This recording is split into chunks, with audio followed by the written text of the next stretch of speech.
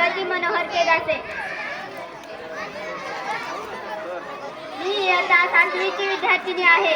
माझ्या शाळेचे नाव जिल्हा परिषद उच्च प्राथमिक शाळा। मी आज तुम्हाला एक कथा सांगणार आहे।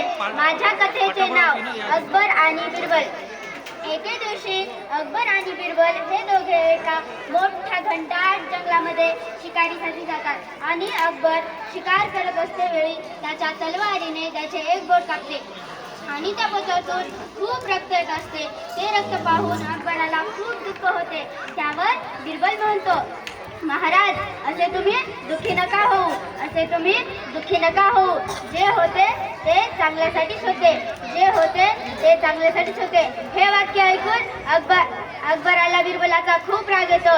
त्यावर अकबर बिरबलाला म्हणतो, बिरबला, कसा काय म्हणू शकतो? माझं तरी ते बोट कापलं आहे आणि तू म्हणतोस की जे होते ते चांगल्यासाठी होते। सैनिकांनो, याला पकडून आपल्या राजवाड्यात नेऊन तुरुंगात टाकण्याची शिक्षा द्या। मी याच्या समोर एकटाच शिकारीसाठी जाणार। त्यावर ते सैनिक बिरबलाला तुरुंगात टाकण्यासाठी नेतात आणि इकडे अकबर एकटाच शिकारीसाठी जातो आणि जात असतेवेळी एक मोठ्या घनदाट जंगलामध्ये जाऊन पोहोचतो। त्या घनदाट जंगलामध्ये काही आदिवासी लोक असतात। ते आदिवासी लोक अकबराला कैद करून नेतात आणि कालीमातेसमोर बळी देण्याचे ठरवतात। आदिवासी लोकांच्या परंपरेनुसार त्याच्या सर्व अंगाने हळद लावतात, त्याला अंघोळ घालतात आणि सजवून कालीमातेसमोर बळी देण्यासाठी नेतात। बळी देणारच तेवढ्यातच एक आदिवासी पाहतो त्याच्या बोटाकडे लक्ष जाते आणि तो आदिवासी म्हणतो, घोर अनर्थ, घोर अनर्थ, हातात श्रापित आहे, हातात दोषित आहे, याला आपण कालीमातेसमोर बळी देऊ शकणार नाही, याला आपण सोडून द्यायला पाहिजे। हे म्हणून ते आदिवासी अकबराला एका मोठ्या घनदाट जंगलामध्ये नेऊन सोडतात आणि त्या घनदाट जंगलामधून अकबर कसाबसा करून आपला जीव वाचवून राजवाड्यात पोहोचतो। राजवाड्यामध्ये गेल्यावर अकबर बिरबलाला भेटतो। बिरबलाला म्हणतो, बिरबला, तुझे मला मगाशी म्हटलं होतास ते वाक्य तुझे खरे ठरले, ते वाक्य तुझे खरे ठरले।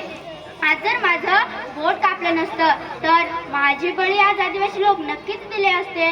त्यावर बिरबल म्हणतो, हा महाराज, हा महाराज, याच्यामध्ये माझं तर चांगलं झालं। त्यावर अकबर म्हणतो, बिरबला, परंतु तुझं याच्यामध्ये काय चांगलं झालं? त्यावर बिरबल म्हणतो, महाराज, तुम्ही जर मला तुरुंगामध्ये पाठवला नसता तर आपण दोघे सामोर गेलो असतो आणि आपल्या दोघांना आदिवासी लोक भेटले असते। आदिवासी लोक आपल्या दोघांना उचलून देत होते आणि कालीमातेसमोर बळी देण्याचे ठरवत होते। तुमचं तर बोट कापला आहे म्हणून तुम्हाला सोडून देत होते, पण माझी तर बळी आज नक्कीच आदिवासी लोक दिले असते। त्यावर अकबर म्हणतो, बिरबला, जे होते ते चांगल्यासाठीच होते। हे म्हणून ते दोघे आनंदाने राजवाड्यात जातात। याचं तात्पर्य हे की नियतीनुसार आपल्या जीवनात जे घडते ते चांगल्यासाठीच घडते। धन्यवाद।